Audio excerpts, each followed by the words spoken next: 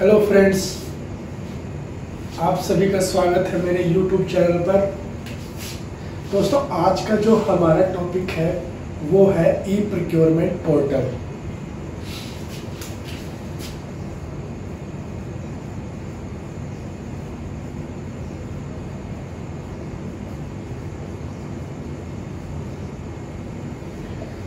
दोस्तों, इसके बारे में मैंने आपको पहले बता रखा है, मेरी पहले वीडियो मैंने बना रखी है। लेकिन आज का जो क्वेश्चन है कि ई प्रोक्योरमेंट पोर्टल पर कम से कम कितनी बिड की जरूरत होती है हमें प्रोसेस करने के लिए। क्या हमारे पास जब एक बिड आती है क्या हम उससे प्रोसेस कर सकते हैं? क्या हमारे पास 2 बिड आती है क्या हम तब प्रोसेस कर सकते हैं, या 3 से ज़्यादा या 3 हमारे पास बिड होनी चाहिए? दोस्तों, इसमें जो GFR रूल है 2017, GFR रूल जो है 2017, उसमें है रूल 173। दोस्तों, ये वाला रूल है। इस रूल के अकॉर्डिंग आप अगर ई प्रोक्योरमेंट पोर्टल पर एक बिड भी आई है उसको भी आप कॉन्ट्रैक्ट दे सकते हो, लेकिन उसके कुछ पैरामीटर हैं, कुछ कंडीशंस हैं, वो हमें फॉलो करनी पड़ेगी। तभी हम जो एक बिड हमारे पास आई है उसको भी हम कॉन्ट्रैक्ट दे सकते हैं। क्योंकि अभी काफ़ी सारी प्रॉब्लम्स होती है जब भी हम जो रिमोट एरिया है, जहाँ पर जो पहाड़ी एरिया है वहाँ पर बहुत मुश्किल होती है प्रोक्योरमेंट पोर्टल पर टेंडर डालने के बाद हमें जो बिड है वो कभी 1 मिलती है, कभी 2 मिलती है, तो फिर उसको दोबारा फिर कैंसिल करके फिर लगाना पड़ता है। लेकिन मैं उनके लिए स्पेशल बता रहा हूँ कि भाई जब भी आप ई प्रोक्योरमेंट पोर्टल पर आप टेंडर निकालते हो तो उसमें अगर आपके पास एक बिड भी आई है उसको भी आप कुछ कंडीशन के बेस पर उसको कॉन्ट्रैक्ट दे सकते हो। तो दोस्तों, अब आ गई उसमें कंडीशन क्या है। अभी हम कंडीशन के बारे में बात करेंगे। कंडीशन कौन सी है?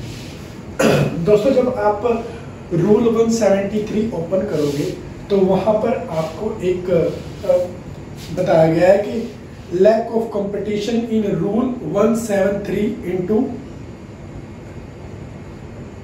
19 XIX 19 Roman 19 lack of competition rule 173 XIX। ये रूल फॉलो करने से पहले हमें ये कंडीशन देखनी पड़ेगी कि रूल 173 रोमन एक्स में क्या बताया हुआ है। उसके बाद फिर हम इस रूल की इस कंडीशन की बात करेंगे। तो दोस्तों, सबसे पहले इसमें क्या बताया हुआ है 173:19 में। इसमें बेसिकली रूल 173 रोमन 19 ये है कि भाई आप जो आपके पास बिड आई हुई है उन सभी को आप कैसे रिजेक्ट कर सकते हो।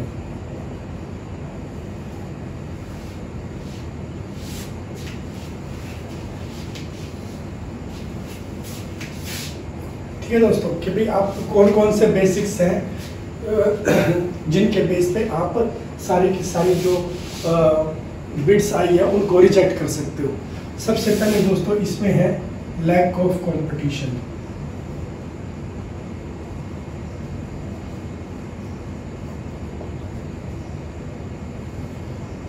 ठीक है दोस्तों, इसका मतलब ये है कि इसमें जो पार्टियां हैं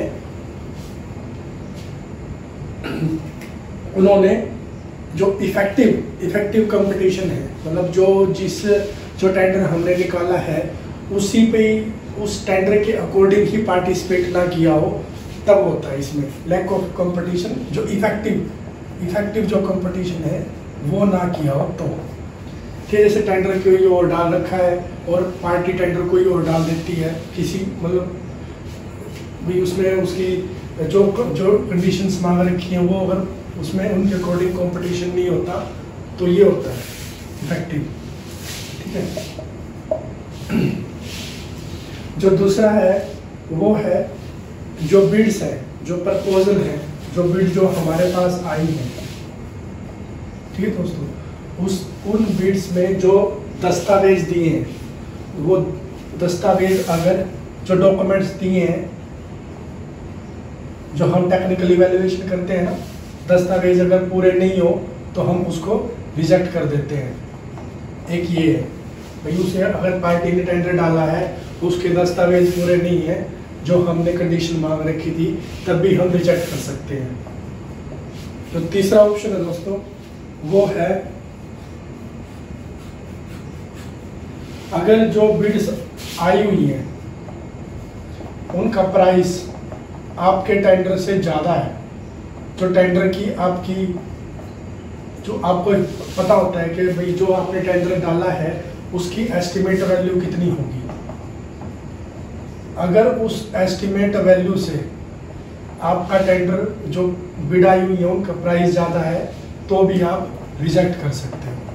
आपके बजट से बाहर होता है तो अगर आपके बजट से बाहर है अमाउंट, प्राइस जो है उसकी टेंडर की, तो भी आप रिजेक्ट कर सकते हो। ठीक है दोस्तों।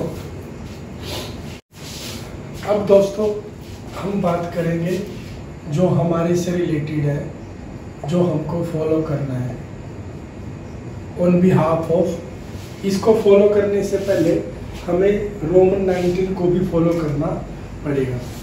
ठीक है दोस्तों, इसमें अब क्या बताया गया है, इसमें बताया गया है कि जो रूल 173 इसमें बताया गया था रोमन 19 में, उसमें एक मैंने बताया था कि लैक ऑफ कंपटीशन। तो दोस्तों जो ये वाला रूल है इसमें बताया गया है कि जो 173 रूल है उसमें जो लैक ऑफ कंपटीशन की डेफिनेशन बताई गई है, वो कह रही है कि लैक ऑफ कंपटीशन का जो मतलब है वो जो बिड्स आई हुई है आपकी पे, जो नंबर ऑफ बिड है, नंबर ऑफ बिड्स है, उसके ऊपर डिपेंड नहीं करता।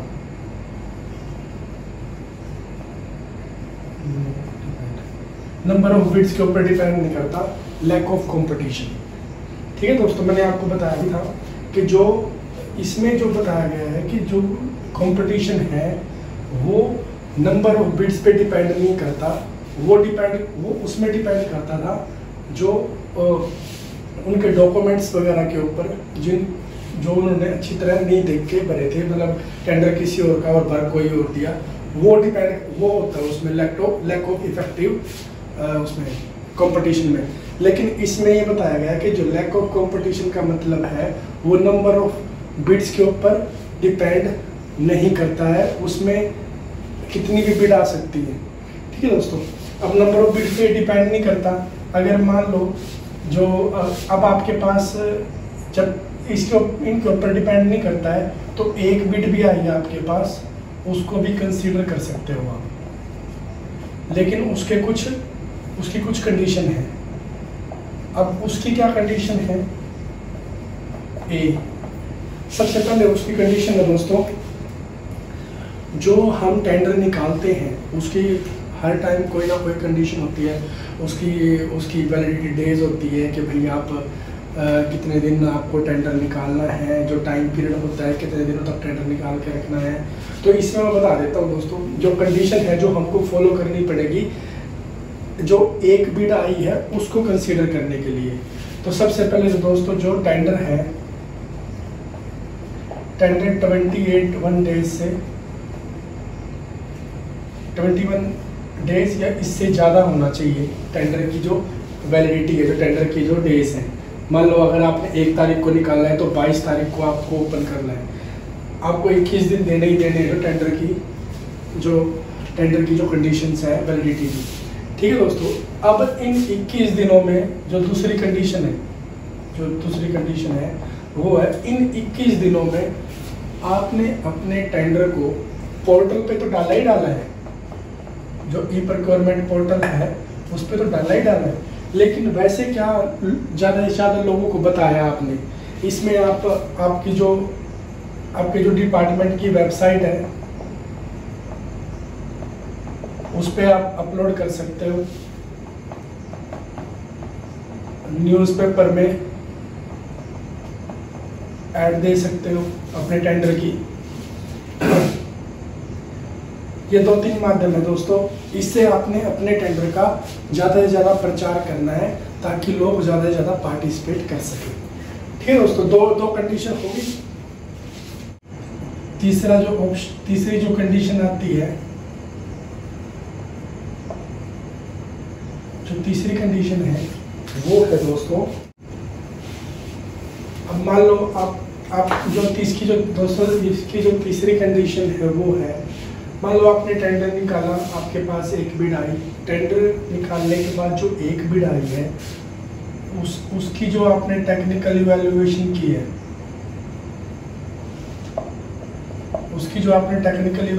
की है, जो भी आपको डॉक्यूमेंट्स चाहिए थे वो दोस्तों सारे कंप्लीट होने चाहिए, सारे टिक मार्क होने चाहिए। जो टेक्निकल जो इवैल्यूएशन करते हैं वो हमारी जो डॉक्यूमेंट्स की रिक्वायरमेंट होती है वो सारी कंप्लीट होनी चाहिए। इसमें एक ये भी कंडीशन है। ठीक है दोस्तों, चौथा ये है जो उसके प्राइस है वो भी रीजनेबल होने चाहिए। जो आपने टेंडर निकाला है, पार्टी द्वारा जो बिड डाली गई है उसके प्राइस भी रीजनेबल होने चाहिए। अब आप ये रीजनेबल कैसे, एक बिड आई है, अब आप ये रीजनेबल कैसे डिसाइड करोगे कि ये रीजनेबल रेट है? उसके लिए दोस्तों आपने ये करना है, आपका जो HOD है, हेड ऑफ द डिपार्टमेंट जो है, उसके द्वारा एक कमेटी बनानी है, एक कमेटी नॉमिनेट करानी है आपने। ठीक है दोस्तों, उस कमेटी में आपके मिनिमम 3 मेंबर्स तो होने ही होने चाहिए, ज़्यादा आप 5 भी कर सकते हो, 4 भी कर सकते हो। तो आपने कमेटी बनाई, HOD की अप्रूवल लेके, वो HOD जो कमेटी है वो लोकल मार्केट में जाएगी। लोकल मार्केट में जाके जो प्राइस, रीजनेबल प्राइस, मान लो इसने 10,000 रुपये डाली है, वो जाके मार्केट में सर्वे करेगी। सर्वे करने के बाद चेक करेगी कि जो हमारे पास टेंडर आया है उसकी जो वैल्यू है वो या तो 10,000 के नियर बाई हो, मतलब 10,000 में 10,500 या 10,000 से थोड़ा कम। अगर उसकी रीजनेबल अमाउंट है तो दोस्तों ये कमेटी अपनी जो सर्वे करने के बाद मिनट्स ऑफ मीटिंग बनाती है। जो उनकी सर्वे रिपोर्ट होगी, जो वो सर्वे करेंगे, वो रिपोर्ट सबमिट कर देंगे एडमिनिस्ट्रेशन ब्रांच को, या जहाँ पे भी टेंडर निकाला गया है कंसर्न ब्रांच में, वहाँ पर वो अपनी सर्वे रिपोर्ट सबमिट करेंगे। सर्वे रिपोर्ट सबमिट करने के बाद जो आप एडमिनिस्ट्रेशन सेक्शन है, इस कमेटी की जो रीजनेबल रेट दी थी उसके बेस पे, सर्वे रिपोर्ट के बेस पे फाइल पुट करेंगे, और जो ये 2 रूल की कंडीशन थी ये अपनी फाइल में ऊपर डालेंगे कि इन दोनों कंडीशनों को हमने फॉलो किया है, प्रॉपर टाइम भी दिया है, टेक्निकल इवैल्यूएशन भी किया है, जो प्राइस है वो भी कमेटी द्वारा रीजनेबल सर्वे किया गया है, रीजनेबल बताया गया है कमेटी के द्वारा। ये पुट करने के बाद आप जो आपके पास जो एक बिड आई है उसको आप अपने HOD से अप्रूवल लेने के बाद AOC अवार्ड ऑफ कॉन्ट्रैक्ट उस पार्टी को दे सकते हो। दोस्तों ई प्रोक्योरमेंट पोर्टल पर ऐसा कुछ नहीं है कि भाई आपको 3 बिड ही चाहिए मिनिमम। आप ये कंडीशन फॉलो करके आप एक बिड को भी टेंडर दे सकते हो। ठीक है दोस्तों, अगर आपको कुछ आपकी कोई क्वेरी है तो आप मेरे से कमेंट्स बॉक्स में कमेंट कर सकते हो, या फिर जो आपकी स्क्रीन पे ईमेल आईडी दिख रही है आप उस पर मेल भी कर सकते हो मेरे को। तो ऐसे दोस्तों हम एक बिड भी आई है उसको हम L1 उसको हम टेंडर दे सकते हैं, AOC दे सकते हैं। वो चाहे आपका हायरिंग हो, व्हीकल का टेंडर हो, या हाउसकीपिंग का टेंडर हो, या फिर आपको कोई सामान लेना है, कोई प्रोडक्ट लेना है, कोई आइटम्स लेनी है और ज़्यादा से ज़्यादा अमाउंट की है, तो आप उसमें ये अगर उसमें एक ही बिड आई है तो आप कर सकते हो। इसमें जरूरी नहीं है कि आप उसको एक बिड आई है तो या 2 बिड आई है तो आप दोबारा उसको रिटेंडर करोगे। आप उस इन नॉर्म्स को, इन कंडीशंस को फॉलो करके एक बिड को भी आप टेंडर दे सकते हो। ठीक है दोस्तों, आज के लिए इतना ही। अगर आपको वीडियो अच्छी लगी है तो आप प्लीज़ लाइक कीजिए और दोस्तों मेरे चैनल को सब्सक्राइब जरूर कर लीजिए। आप अगर आप भी कोई भी क्वेरी है तो आप मेरे से पूछ सकते हो, लेकिन मेरे चैनल को सब्सक्राइब जरूर कर लीजिए और नोटिफिकेशन की घंटी जरूर बजाइए कि जब भी मैं आगे अपनी कोई वीडियो डालूं तो आपको सबसे पहले उसकी नोटिफिकेशन मिल जाए।